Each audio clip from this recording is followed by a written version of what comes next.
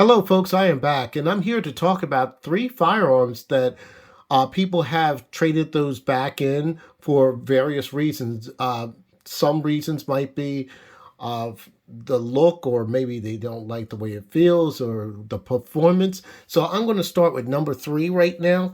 Number three is pretty much a popular firearm, and it is going to be this. It's going to be the SIG P365. Now, this is what I carry sometimes, so this is why you don't see the magazine in here, and it is unloaded and safe. So, a lot of people that buy this particular firearm, I prefer this over the Hellcat, but they buy this particular firearm, and the issue with most people who don't like this firearm are, let's start with one of the obvious things is the size.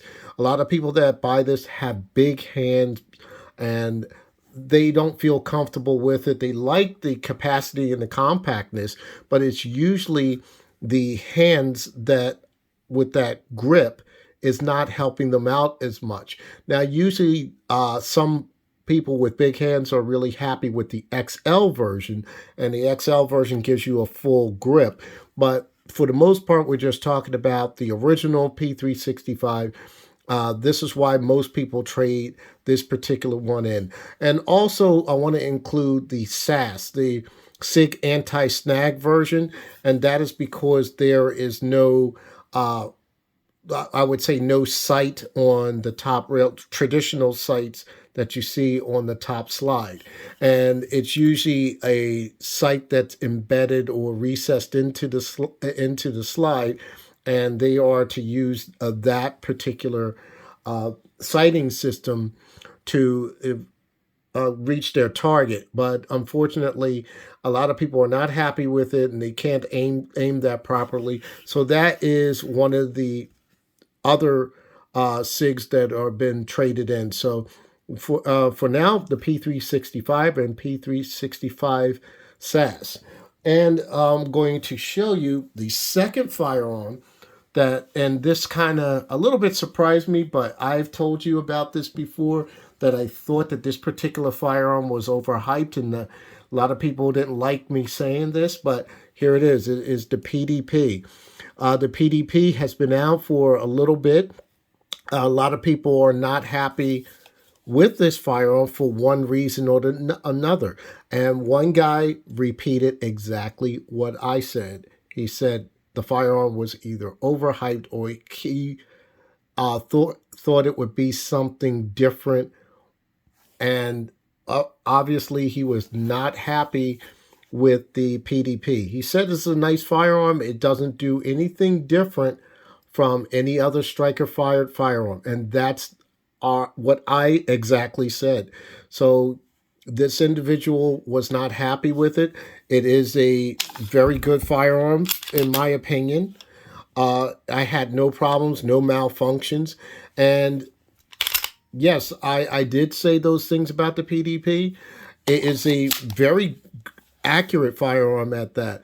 But when you compare it to other striker fires, it like I said before, it is pretty much on par with the other ones. And I think the striker fires have all caught up with each other anyway. And I was really surprised because I really like the firearm because I love the grip texture. And a lot of people like it for the top serration, the slide serrations. But for some reason, I'm seeing these returned. For every three of these we have two of these that are used on the shelves where I work at. So for that is interesting that it does happen that way. And here's my number one. It really took me by surprise, and you heard me sing its praises. It is going to be the Springfield Armory Emissary. Now, I'm really surprised this is one of the firearms that is on the list for being returned. And I just watched a video with Hilton Yam from 10-8 Performance, and he had some issues with his emissary and what he did with his, since he owns his own company. he made some of his own upgrades. Uh, for like some people have complained about the polymer trigger. Hilton Yam replaced it with his own flat face trigger with his company. One of the other things is there was people complaining about the safety on here, uh, whether or not the safety had some type of wiggle that he's talking about. As you see, it moves slightly right there. So that was one of the things that he was mentioning. One of the things that I do agree with is this U notch right here. If I wanted to have this particular U notch, I would have bought a Hellcat. I'm not a fan of these, but now that Hilton Yam showed his version of this rear sight with the ledge and everything, his is serrated in the back and is blacked out. So I might be getting that and installing that on this particular firearm. Other than that, myself and another friend of mine, this is the 5-inch. My friend has the 4-inch, the commander length size, and we have no issues with it functionally or anything like that. But however, there are people that are having some issues with theirs. Hilton Yam had multiple malfunctions on his 45. I know some people, I don't know them personally, but I've seen other people have problems with the 9mm version where it had multiple malfunctions, and that's why some people return those in the shop. I at least seen one or two of these in. One was a 9mm version, and the other one I believe was another 9mm version. Maybe it's has to do with the 9mm version. I can't speak on that because I don't have any problems with the 45 version. I don't have a 9mm version, and the other aspect about it is the person bought the firearm. They didn't like the feel and texture of the grip. Now, they knew that this firearm had this particular grip.